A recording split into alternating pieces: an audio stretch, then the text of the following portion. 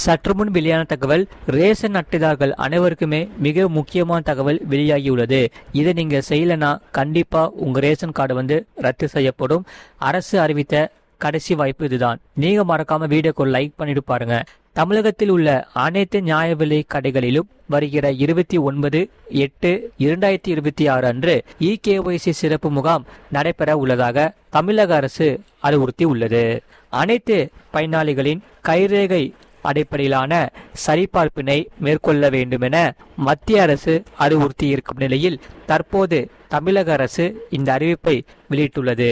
ஒருவேளை சரி பார்க்காவிட்டால் பெயர்கள் நீக்கப்படும் அபாயம் இருப்பதாக சொல்கின்றனர் அதிகாரிகள். தமிழகம் முழுவதும் சென்னை உள்ளிட்ட 38 மாவட்டங்களில் 34,792 ரேஷன் கடைகள் இயங்கி வருகின்றன. இவற்றில் சுமார் 33,000 கடைகள் நேரடியாக கூட்டுறவுத்துறை மூலம் நடத்தப்படுகிறது. முழு வீடியோ லிங்க் கீழே இருக்கு, அதை கிளிக் பண்ணி பாருங்க. மறக்காம லைக் பண்ணிக்கோங்க.